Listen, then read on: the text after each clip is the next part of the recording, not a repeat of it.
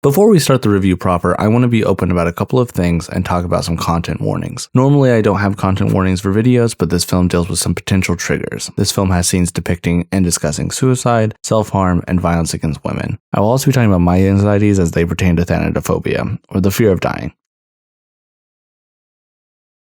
He said he came in last Thursday. That was the last day of school. He said that you weren't here?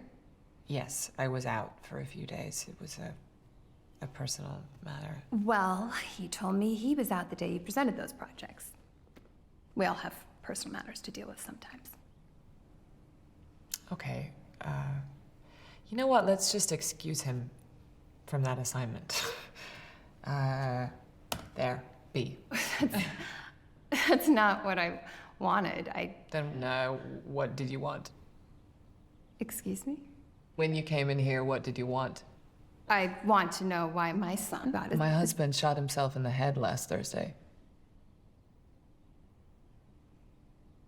I hadn't heard. No, because it's a personal matter. Hey, how's it going today? It's Gray on Film, and today we are taking a look at The Night House, directed by David Bruckner.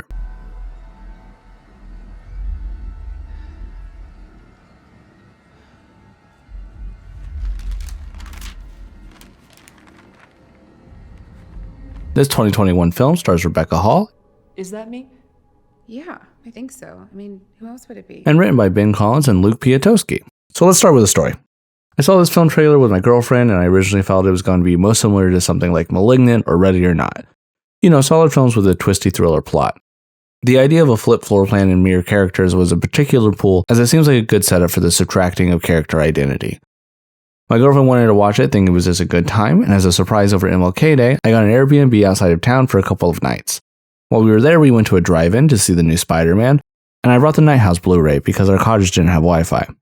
The first night we saw Spider-Man, neither one of us were very happy, and with very little distraction from the dark woods surrounding my Airbnb, I just worried about how the only people who knew where we were the owners of the main house.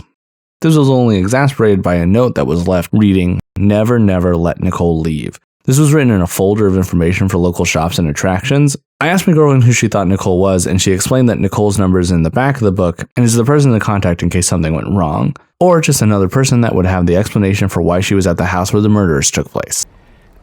If you're with me, show me.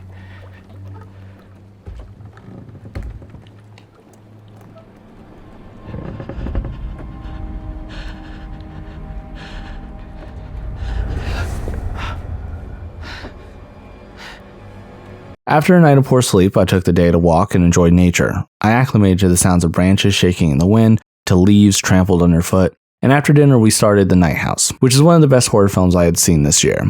The film's main conceit is that death is always creeping closer. It's impossible to outrun. It doesn't matter what you do in life, death is there at the end, and even if you believe in the afterlife, there's nothing that follows. Writing and then reading and now editing that sentence stresses me out. I actually get really irritated at people who say clowns are scary, unnerving, but normally they're fine. Heights? Sure. Just avoid airplanes. Death, however, is unavoidable, and so therefore terrifying. You know, I died back in Tennessee. Did I tell you that story? Mm-mm. 17, high school. Friend was driving, and we flipped over the side of a mountain. Pancaked. Lungs were crushed. They had to airlift me out. Heart stopped. Whole deal. 4 minutes. Oh my God. And even though The Night House is discussing one of my greatest fears, I slept like a late 30-something New Yorker who has enough money to afford this house as a school teacher.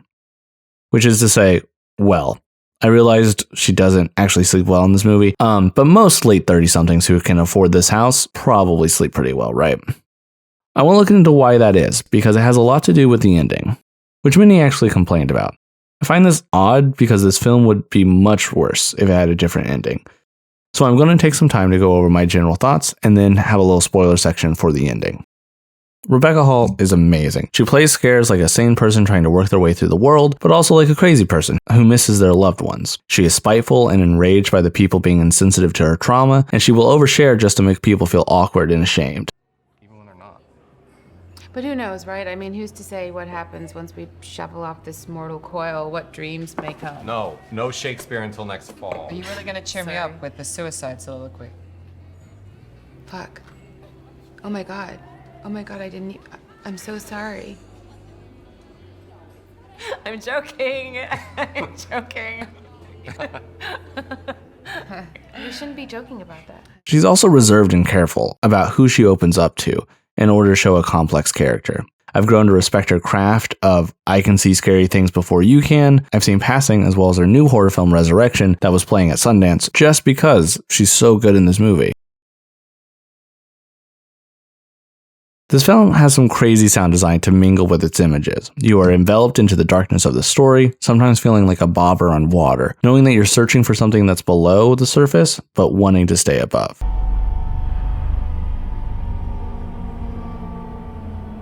Alright, spoilers ahead, watch this movie, come back. So when Rebecca Hall is sitting with her colleagues, they ask about a suicide note, and she reads them this message. You were right. There is nothing. Nothing is after you. You're safe now. That's it. I have to think that this is when people started having problems. Why didn't her husband just say, "Death has been persuading me to kill you for the last 12 years and I'm done with it"? Well, this is because her husband is struggling with the concept of death as well. So often my fear of death comes from knowing that I'll never be able to escape it. I am powerless, and that lack of power can create some truly awful ideas. It makes me want to revolt against life, and that feeling I would describe as looking into the void. It's the feeling of wanting to ditch a car or punch a random person. My girlfriend works with suicidal teens, and what she explains is that sometimes people want to hurt themselves or others just for the fact that they want control. This film perfectly shows this feeling. Rebecca Hall's character cannot escape death. It will always be coming after her, and if she hurts herself bad enough, maybe it would end. Death will always be tempting her husband, but hurting others will trick nothing into allowing him to save his wife. This powerlessness is what scares me so much, but the film offers a solution. And we would call this a safety plan. If Hall was seeing someone and explained that she was having these feelings of hurting herself, she would be asked a safety plan. Who do you feel you could call to talk about your fears with? A good friend. What if it was more intense and you need to get out of the house? My neighbor and I are very close. Those are the ones that save her in the end. The safety plan worked, and this film uses skills that people learn in therapy and show these skills through storytelling that they help. It's not blatant, it's subtle and woven into the metaphor, and it's incredibly rare in cinema. Sure, this film is about a woman who is crazy and worried that her husband is cheating on her and seeing weird houses, but really it's a story about a person fighting for control over their lives as everything has been ripped from them. It's a film about death, but with a clear solution to our anxieties around death. Be with the people you like, be around the ones that you love, and care for them. This has been Gray on Film, wishing everybody a good time at the movies, and have a good day.